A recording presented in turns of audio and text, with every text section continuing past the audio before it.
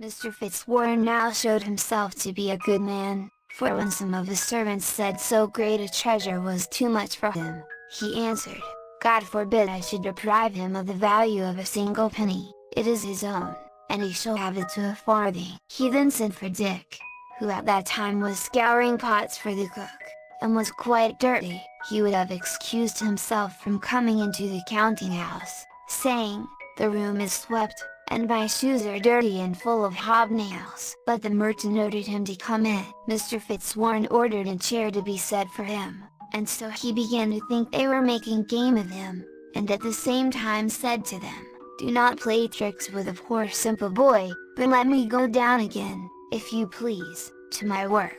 "Indeed, Mr. Whittington," said the merchant, "we are all quite in earnest with you, and I most heartily rejoice in the news that these gentlemen have brought you, for the captain has sold your cat to the King of Barbary, and brought you in return for her more riches than I possess in the whole world, and I wish you may long enjoy them." Mr. Fitzwarren then told the men to open the great treasure they had brought with them, and said, "Mr. Whittington has nothing to do but to put it in some place of safety."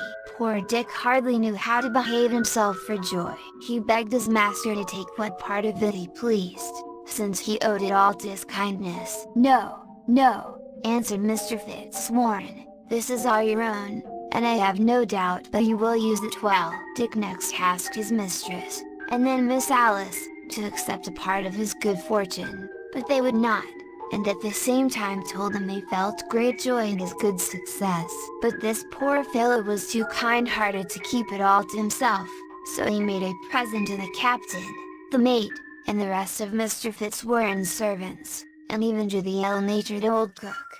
After this Mr. Fitzwarren advised him to send for a proper tailor, and get himself dressed like a gentleman, and told him he was welcome alive in his house till he could provide himself with a better. When Whittington's face was washed, his hair curled, his hat cocked, and he was dressed in a nice suit of clothes, he was as handsome and genteel as any young man who had visited at Mr. Fitzwarren's, so that Miss Alice, who had once been so kind to him, and thought of him with pity, now looked upon him as fit to be her sweetheart, and the more so, no doubt, because Whittington was now always thinking what he could do to oblige her, and making her the prettiest presents that could be.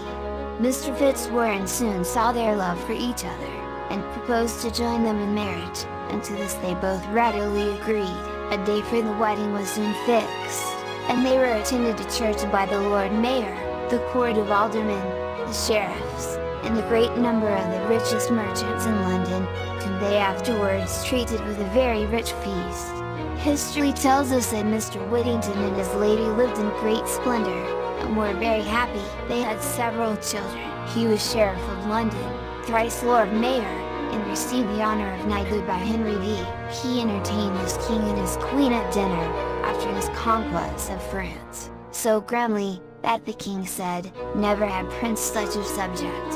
When Sir Richard heard this, he said, "Never had subject such a prince." The figure of Sir Richard Whittington with his cat in his arms, carved in stone, was to be seen till the year 1780 over the archway of the old prison at Newgate, which he built for criminals.